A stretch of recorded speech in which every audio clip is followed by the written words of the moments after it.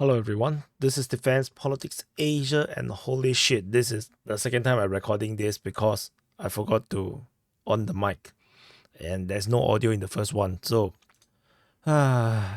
anyway, the video is late today because it's my wife's birthday. I went out with her, and we're going to do the Frontline Changes Report. And there is a lot of frontline changes, a lot of significant progress.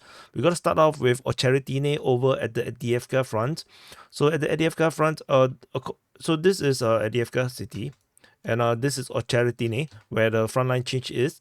So based on the latest update from the Ukrainian mapping, the Russian forces have taken the southern part, a huge part of the southern part of Ocheritine. But according to the Russian mapping, they claim that the entire southern part has been taken. And however, the differences is that the Russians did not claim that the anything north of this railway line. However, according to the Ukrainian mapping, they claim that the Russians have taken some parts of the northern part of the railway line. So this is the main thing, and so this is a very significant changes in terms of the front line change. So Russian forces taken the entire southern part of Ocheritine, and this is going to have huge repercussion to the continuation of this battle of Ocheritine. So the next frontline change is also at the Adievka front. We move towards the south over at Pervomaisky. So this is a small change. So the Russian forces have taken a small part of this tree line around here. So expanding their control in this area here. And if you zoom out from this area here, you will probably see that the Russian forces have actually taken a huge part, and also at Nevelsky, and this means that the Ukrainian forces are actually stranded in this semi-encirclement. And this actually is confirmed by the Ukrainian side, and the Ukrainian mapping have said that the troops has been indeed encircled. However, don't expect much changes. Like you see that this change is actually very small. The reason is because this entire area is heavily mined. However, the Ukrainian forces are still semi-encircled. They will have to find some way to get out of here. So, but whatever it is, the Russian progress into this salient or pocket is going to be very, very slow. So don't expect too much changes coming from this area here anytime soon. So we move into the next frontline change is over at Krasnohorivka, over here on the eastern part of Donetsk city. So Krasnohorivka, there is finally some updates in regarding the battle of Krasnohorivka.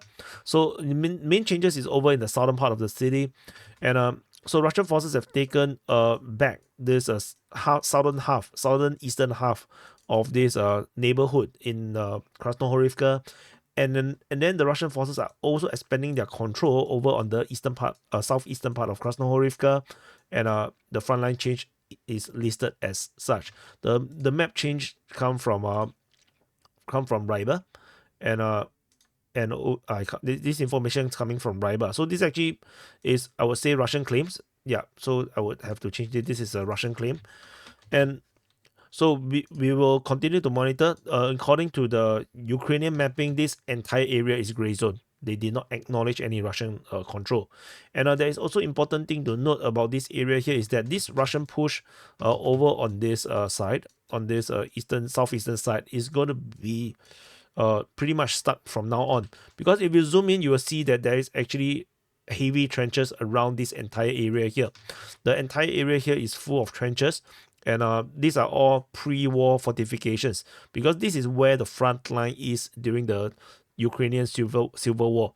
So Russian forces may seem to have progressed a lot from this area here.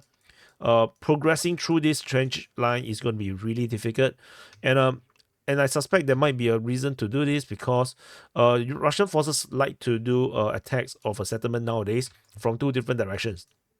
They are now attacking from the southern part or southeastern part. However, they probably want to open up another side to divert the attention of the Ukrainian forces. But however, I don't think this is very wise given how heavily entrenched this entire eastern part of the Krasnohorivka is, because this is where the major fortifications are. So, but anyway, the Russians have chose to do this. We shall continue to monitor and see if they actually follow through with this entire progress.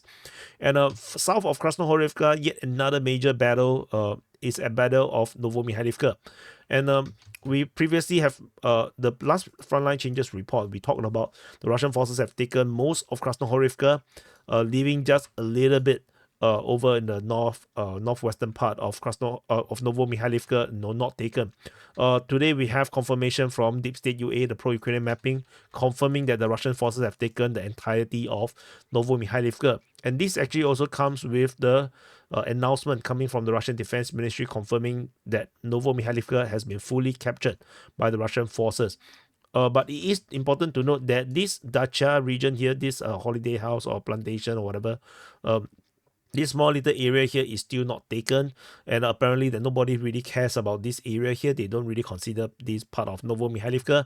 Russian forces are still trying to push through this area here, and the Ukrainian forces seems to be still there, or this area is now gray zone. But I would unlikely to believe that the Ukrainian forces will stay there, because the Russian forces, after taking this area here, can easily swing northward and cut off the retreat route. And for this Ukrainian forces that is hanging out around here, they can't really go north because then they will be exposed in the open if they try to redraw from the northward. So I believe that the sensible thing now is for them to redraw to Paraskovievka and establish a new line of defense around there. But this is a small town. I don't think it will last long over there. So by the way, this is the changes over at Novo Mifka, with the Russian forces confirming their capture of this settlement. And so we further southwest of Novo Mifka, there is this major frontline change. The Russian forces have taken this entire tree line. This entire tree line has been taken, and then they also taken a bit more over on the next tree line. So this frontline change means that the Russian forces have actually effectively pushed a lot more westward towards the highway between Konstantinivka and Voleda. So this is the frontline change around here, and if we zoom out, you can actually see it a bit more on the significance of this advance. So this is Konstantinivka, this is the Voleda, and there's this major highway through these two major settlements, and the Russian forces have now progressed a lot over on this southwestern part of Novo Mifka, and if they are able to progress any nearer and have a fire control on this road, then the communications between Voleda and Konstantinivka will be heavily compromised, and this will force any reinforcement going to Voleda to go through a lot of dirt roads. These are complicated roads. These are not highway. This 0532 is a highway, so that's the main difference. So this is why this road is still rather important, but the frontline change basically shows that the Russians have still made progress along this area here, and this progress also would make defending more complicated for the Ukrainians, because the Ukrainians would now have their attention diverted to this area here, while the Russian forces still have a major push through Paraskovievka. But anyway, this is analysis, not Frontline Changes report. I just talked a little bit about this, and so it will make them struggle to keep up, to where they should concentrate their forces. Anyway, thank you for watching. Do press the like button, subscribe, and sorry for the first video for those that have watched it and then there's no audio. Sorry for it. And I have to record this, no choice. And I'll see you guys in the next update.